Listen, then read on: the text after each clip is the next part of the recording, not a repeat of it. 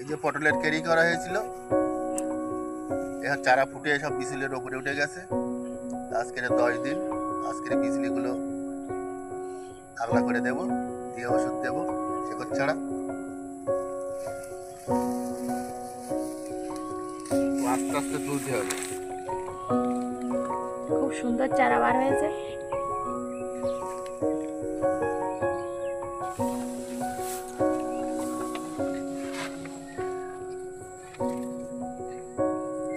বিচুলি দিয়ে চাপা দেওয়া হয়েছিল।